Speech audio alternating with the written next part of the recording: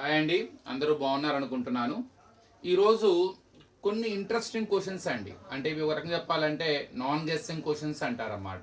అంటే స్టూడెంట్స్ చాలా తక్కువగా ప్రాక్టీస్ చేసే ప్రాబ్లమ్స్ ఇవి కొద్దిగా రిస్క్ ఓరియంటెడ్. ఇవి ముందు మనం ప్రాక్టీస్ చేసుకోవాలి. అలానే ఎన్నిసార్లు చేసినా కొద్ది కన్ఫ్యూజన్ అనేది క్యారీ ఫార్వర్డ్ అవుతుంది. సో ఇక్కడ చూద్దాం, అందులో ప్రాబ్లం కోఆర్డినేట్ జామెట్రీలో తీసుకున్నాను నేను ఇది. If A and B are -2, -2 and 2, -4 respectively, find the coordinates of P such that AP is equal to 3/7 of AB and P lies on the segment AB. ఇక్కడ మనకి AB is a line segment and it is a line segment joining the points A and B. The coordinates of A are -2, -2 and the coordinates of B are 2, -4 and P lies on the line segment AB. So ఎక్కడో ఒక చోట AB మీద P అనే point ఉంది. అది ఎలా ఉందంటే ఈ కండిషన్ సాటిస్ఫై చేస్తూ ఉంది. అంటే AP is equal to 3/7 of AB. అంటే ఇండైరెక్ట్ గా AP అన్నది ABలో సో 3/7 పార్ట్స్. అంటే AP is equal to 3/7 of AB అంటే ఇండైరెక్ట్ గా అర్థం ఏంటిది? రేషియో 3/7 అంటే దేనికి రేషియో? AP/AB. ఇంటూ ఫామ్ లో ఉన్న AB యువతలకు వస్తే బై ఫామ్ అంటే 3/7. అంటే అర్థం ఏంటి? ఏబిలో AP అంటే 7 పార్ట్స్ ఉంటే టోటల్ AB, అందులో AP 3 పార్ట్స్ అని అర్థం. ఇక్కడ చాలా మందికి వచ్చిన డౌట్ వస్తుంది, సార్ ఇక్కడ P డివైడ్ చేస్తుంది. సో మనం డివైడ్ చేసే పాయింట్ కి we have the section formula. అంటే m1 × x2 + m2 x1/m1 + m2 ఆ ఫార్ములా ఉంది కదా. సో మనం ఇక్కడ 3/7 అనేది రేషియో కాబట్టి 3:7 యూజ్ చేసుకొని సెక్షన్ ఫార్ములా సహాయంతో మనం P కనుక్కోవచ్చు కదా. ఇక్కడ ఐడియా అయితే కరెక్టేనండి, కానీ P అనే పాయింట్ ఇక్కడ ఏబిని ఏ రేషియోలో డివైడ్ చేస్తుంది? 3:7 కాదండి. ఇక్కడ P అనే పాయింట్ డివైడ్ చేసే రేషియో ఎలా ఉండాలంటే AP/PB అది కావాలి. అంటే మనకు కావాల్సింది AP/PB కావాలి. కానీ ఇక్కడ వాడు ఇచ్చిన హింట్ మనకి AP/AB. అంటే ఇక్కడ టోటల్ AB 7 పార్ట్స్ అనమాట. టోటల్ 7 పార్ట్స్, అందులో AP 3 పార్ట్స్. అంటే రిమైనింగ్ PB ఎన్ని పార్ట్స్ అవుతుంది? 4 పార్ట్స్ అవుతుంది. అంటే ఇప్పుడు AP/PB ఎంత అవుతుంది? 3/4 అవుతుంది అనమాట. అంటే ఇక్కడ P డివైడ్స్ AB 3:4 రేషియోలో డివైడ్ చేస్తుంది, కానీ 3:7 రేషియోలో డివైడ్ చెయ్యదు. ఇక్కడ P ఏ రేషియోలో డివైడ్ చేస్తుంది AB అంటే AP/PB. కానీ గివెన్ హింట్ లో మనకి AP/PB లేదు, AP/AB ఉంది. సో AP/AB అంటే ఏంటి? AP 3 parts, AB 7 parts. కానీ మనకేం కావాలి? AP/PB కావాలి. మరి టోటల్ 7 పార్ట్స్ లో AP 3 పార్ట్స్ అయితే PB ఏమవుతుంది? 4 పార్ట్స్ అవుతుంది. సో ఇలా లాజికల్ గా you can find out the ratio. కానీ మనం దీన్ని ఇంకొక విధంగా కూడా చేయొచ్చండి. ఎట్లా చూడండి, నేను ఇంతప్పుడు చెప్పాను అది P ఏ రేషియోలో డివైడ్ చేస్తుందంటే మనకేం కావాలి? AP/PB కావాలి. ముందు ఇది డిరైవ్ చేయాలి. ఎట్లానో చూడండి, ఇక్కడ వాడు ఇచ్చిన హింట్ ప్రకారం AP is equal to 3/7 AB. Into form లో ఉన్న AB ఉత్తరకు వస్తే by form AP/AB is equal to 3/7. But I required AP/PB. Then I can use the section formula to find out the point P, because P dividing AB in the ratio AP/AB is to PB. So ఇక్కడ చిన్న cross multiplication చేద్దామండి. అంటే 3AB is equal to 7AP.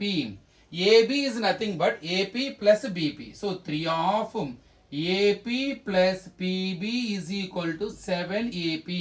Do multiply 3 into AP, 3AP plus 3PB is equal to 7AP. Right all A terms one side, AP terms one side. అక్కడ already 7AP higher value ఉంది కాబట్టి 3AP పంపిద్దాం. 3PB is equal to 7AP minus 3AP. 3PB is equal to 4AP. So ఈ 4 ఇటు ఆ PB అటు 3/4. అక్కడ into form లో ఉన్న 4 ఉత్తరకు వస్తే by form AP/PB. So finally what ever I required AP/PB is equal to 3/4. అంటే here P divides AB in the ratio 3:4. ఇలా కూడా మనం డిరైవ్ చేసుకొని చేయొచ్చు. Finally, now you can find out the line point P which lies on the line segment AB. So according to that condition, due to my explanation, I hope you understood, P divides AB in the ratio is not 3:7, 3:4. ఎందుకంటే నాకు diagram చూపిస్తే AP by PB కావాలి, ఇక్కడ AP by AB అవుతుంది అనమాట. So 7 పార్ట్స్లో AP 3 parts అయితే remaining 4 parts అవుతుంది. ఆ 2 పార్ట్సే మనకు కావాల్సిన రేషియో 3:4. ఇప్పుడు మనం పీ ఈజీ కనుక్కోవచ్చు. So m1 into x2 plus m2 into x1 by m1 plus m2 m1 into y2 plus m2 into y1 by m1 plus m2. Here the ratio terms are m1 and m2. The coordinates of a and b x1 y1 x2 y2 and substitute in them. So m1 అంటే 3 of x2 అంటే 2 plus m2 4 of x1 minus 2 by m1 plus m2 3 plus 4. m1 అంటే 3 of y2 minus 4 plus m2 4 of y1 minus 2 by m1 plus m2 3 plus 4. Now you just simplify it, you will get the required point p. So p is equal to 3 into 2 6 plus into minus 4 2s are 8 by 7. ఇక్కడ 3 into 4 minus 12 and plus into minus 4 2s are 8 by 3 plus 4 7. So 6 minus 8 అండి. 6లో 8 తీస్తే ఎంత -2 by 7 -12 -8 అంటే -20 by 7. So that is the required point which divides the line segment A and be in the ratio 3:4 అండి. So ఇది చాలా important అయింది, చాలా తక్కువగా సార్లు మనం ప్రాక్టీస్ చేస్తాము. ఇది one of the non guessing question అనమాట. చాలా మందికి ఇది తక్కువ సార్లు ప్రాక్టీస్ చేస్తారు. ఇవి కొద్దిగా రిస్క్ ఓరియంటెడ్ క్వశ్చన్స్ అంటాం అనమాట. వీటిని మీరు పర్ఫెక్ట్గా నేర్చుకొని ట్రై చేయండి. ఇలాంటివే ఇంకొన్ని ప్రాబ్లమ్స్ ఉన్నాయండి. అది ముఖ్యంగా ట్రిగ్నోమెట్రీలోకి వెళ్దాం. ట్రిగ్నోమెట్రీలో ఎన్నిసార్లు చేసిన ఒక ప్రాబ్లం మనల్ని ఇబ్బంది పెడుతూ ఉంటుంది. ఏంటి ఆ ప్రాబ్లం చూద్దాం. Show that tan square theta plus tan to the power of 4 theta is equal to secant to the power of 4 theta minus secant square theta. చాలా సింపుల్ క్వశ్చన్ అండి. 3-4 లైన్లో అయిపోతుంది. కానీ ఆ స్టార్టింగ్ ఐడియా అన్నది కానీ సో ఎక్కడ ఎలా రెండో స్టెప్లో మనం యూజ్ చేసే ఒక ఐడెంటిటీ యూజ్ చేస్తాం. అది కన్ఫర్మ్గా తెలిసిన వాళ్ళు మాత్రమే చేయగలుగుతారు. ఆ టెక్నిక్ కనుక తెలియకపోతే మాత్రం highly impossible to solve it. Let us take LHS. LHS means tan square theta plus tan to the power of 4 theta. Tan square theta plus tan to the power of 4 theta. I have to convert it in terms of secant to the power of 4 theta minus secant square theta. మనకి identities ఉందండి. మనకి tan secant కి సంబంధించిన ఒక identity ఉంది. secant square theta minus tan square theta is always equal to 1. ఎప్పుడైతే trigonometric ratios అనేవి square ఉంటుందో మనం ఆ ప్రాబ్లమ్ని కన్ఫామ్గా ఈ ఐడెంటిటీస్ యొక్క హెల్ప్ తీసుకొని సాల్వ్ చేయబోతున్నామని అర్థం. ఎందుకంటే ఐడెంటిటీస్లోనే మనకి ట్రిగనోమెట్రిక్ రేషియోస్కి స్క్వేర్స్ వస్తాయి. సో ముందు ఇది సాల్వ్ చేయాలంటే ఇక్కడ tan to the power of 4 ఉంది. So I got one idea here. Let us take common tan square theta మనం కామన్ తీయచ్చు రెండిట్లో. ఇక్కడ tan స్క్వేర్ తీటా బయటకు వచ్చేసింది. అక్కడ ఏమి లేకపోతే 1 ఉంటుంది. tan స్క్వేర్ తీటా 1 జా tan square theta. tan to the power of 4 తీటాలో tan square theta వస్తే ఇంకా అక్కడ tan స్క్వేర్ తీటా ఉంటుంది. ఇంకొక 2 ఉంటాయి. ఎందుకని ఇప్పుడు మల్టిప్లై చేసి చూడండి, మళ్ళీ అదే స్టెప్ రావాలి. tan స్క్వేర్ తీటా 1 జా tan square theta. tan square theta into tan square theta tan to the power of 4 theta. ఇప్పుడు నేను ఏం చేయబోతున్నాను, RHS అంతా కూడా సీక్వెన్స్లో ఉంది కాబట్టి by using this identity I am going to convert our tan square theta in terms of secant square theta. అంటే ఈ ఐడెంటిటీ సహాయంతో ఇప్పుడు నేను tan స్క్వేర్ తీటాకు ఒక రూల్ తయారు చేసుకోబోతున్నా. ముందు tan స్క్వేర్ తీటాకు రూల్ తయారు చేయాలంటే tan స్క్వేర్ తీటా ఒక వైపు ఉండాలి, మిగతావన్నీ వైపు ఉండాలి. అంతకన్నా ముందు మన tan square theta plus symbol కలిగి ఉండాలి.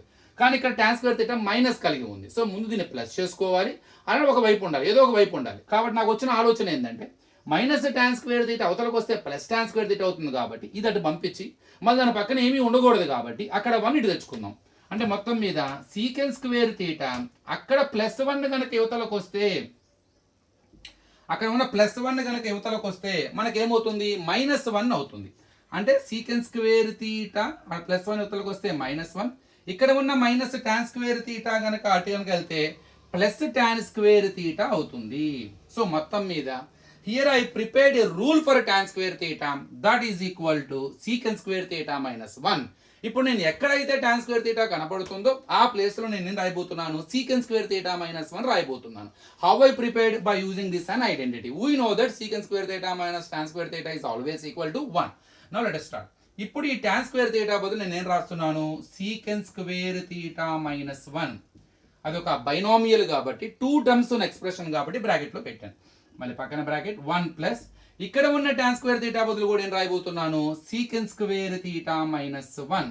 దీన్ని చాలా రకాలుగా చేస్తారండి, నేను కొద్దిగా ఈ మెథడ్కి స్టిక్ అయ్యాను అనమాట. సింపుల్గా ఉంటుంది.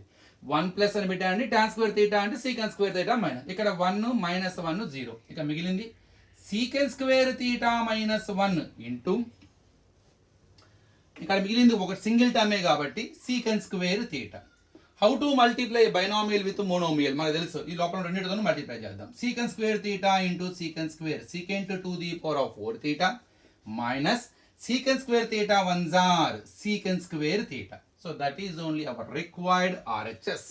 సో సింపుల్ క్వశ్చనే, ఎగట్టి కొడితే 1 2 3 3 స్టెప్పుల్లో ఆన్సర్ అయిపోయింది. కానీ ఎలా స్టార్ట్ చేయాలి, ఎలా ఎండ్ చేయాలన్నది మాత్రం కన్ఫర్మ్గా తెలిసిన వాళ్ళు మాత్రమే చేస్తారు.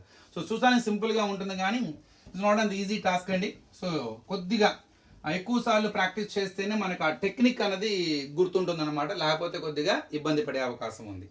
ఇక నెక్స్ట్ ఇందులోనే ఇంకొకటి అండి, ఇలా మనకి ప్రతి చాప్టర్లోనూ ఉంటాయండి కొన్ని. ఇక నెక్స్ట్ వచ్చేసరికి చాలా సింపుల్ క్వశ్చన్, ఈజీగా ఉంటుంది. కానీ ఏంటంటే ఆ ఇమ్మీడియట్ థాట్ అన్నది మనకి స్ట్రైక్ అవ్వాలి, అదేంటంటే టాంజెంట్స్ అండ్ సీకెంట్స్లో ఒక ప్రాబ్లం ఉందండి, చాలా సింపుల్ అసలు. Prove that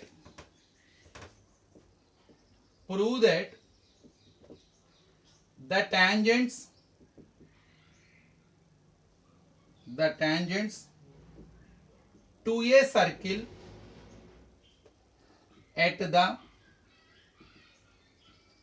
end points of a diameter are parallel.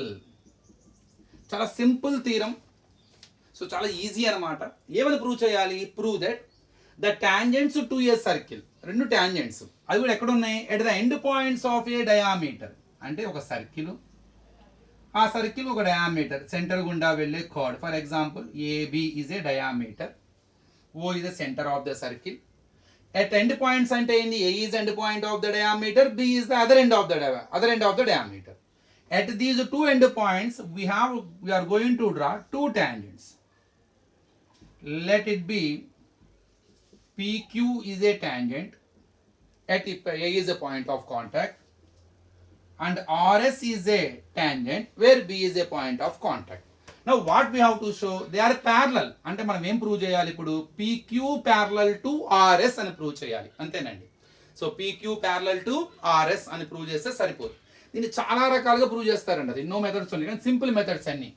ఇప్పుడు ఎప్పుడైతే PQ ఈజ్ ఏ టాంజెంట్ అన్నాడు, A is a point of contact కాబట్టి కన్ఫర్మ్గా ఏ వద్ద 90 ఉండాలి. అంటే అర్థం ఏంటి, angle OAQ is equal to 90. Same అట్లానే RS ఈజ్ ఏ టాంజెంట్, వేరు B is a point of contact కాబట్టి కన్ఫర్మ్ ఇక్కడ కూడా 90 ఉండాలి. అంటే angle OBS is equal to 90.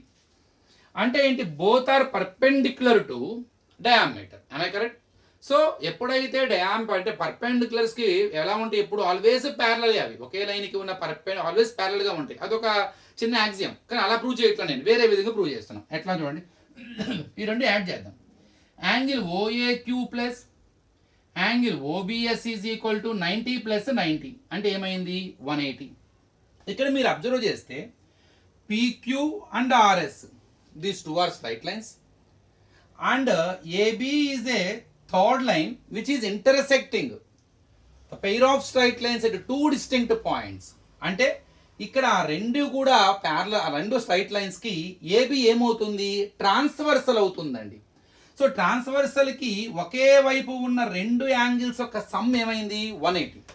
ఎప్పుడైతే the interior angles on the same side of the transversal యొక్క some 180 అయితే, సప్లిమెంటరీ యాంగిల్స్ కనుక అయితే కన్ఫర్మ్గా ఈ రెండు ప్యారలల్. ఇక్కడ 180 కాకుండా ఉంటే గనక ఈ రెండింటి యొక్క సమ్ము 180, వాటి కో ఇంటీరియర్ యాంగిల్స్ అంటారు. అవి గనక 180 కాకపోతే ఆ బొమ్మ ఇలా ఉండుంటుంది, అంటే అవి రెండు ప్యారలల్ కావు. ఇవి ప్యారలల్ అవ్వాలంటే అవి 180 అవ్వాలి. అక్కడ వాటి సమ్ము 180 అయితే అవి కన్ఫర్మ్గా ప్యారలల్. ఇప్పుడు మనకి అది 180 వచ్చేసిందిగా, మనం 180ని ప్రూవ్ చేసాంగా. So that is co interior angles co-interior angles of lines PQ and RS with respect to the transversal AB are supplementary. ఈ స్టేట్మెంట్ చాలా ఇంపార్టెంట్. ఆ యాంగిల్స్ ఏమంటారు? రెండు కూడా లోపలే ఉన్నాయి, ట్రాన్స్వర్సల్ ఒకే వైపు ఉన్నాయి, వాటిని కో ఇంటీరియర్ యాంగిల్స్ అంటారు. ఇప్పుడు వాటి సమ్ 180 అంటే సప్లిమెంటరీ యాంగిల్స్ అయినాయి. Co interior angles of lines PQ and RS with respect to the transversal AB are supplementary. ఎప్పుడైతే co interior angles supplementary angles అవుతాయో కన్ఫర్మ్ గా ఆ లైన్స్ ప్యారల్ అవుతాయి. So PQ parallel to RS, అంతేనండి, simple అన్నమాట. So ఒకసారి ఈ 3 questions మీరు కొద్దిగా బాగా ప్రాక్టీస్ చేసుకోండి, షార్ట్ ఆన్సర్స్కి బాగా ఉపయోగపడతాయి. మనం చేస్తూ ఉంటాం కానీ ఎక్కువగా అంటే ఎక్కువసార్లు ప్రాక్టీస్ చేస్తే తప్ప మనకు అవి గుర్తుండవు అనమాట. కొద్దిగా interesting questions, non guessing questions అంటారన్నమాట. సో రిస్క్ ఓరియంటెడ్, చాలా సింపుల్గా ఉంటాయి, వెంటనే ఐడియా రాదు. సో నెక్స్ట్ వీడియోలో ఇలాంటివి మరికొన్ని చూద్దాం. Thank you.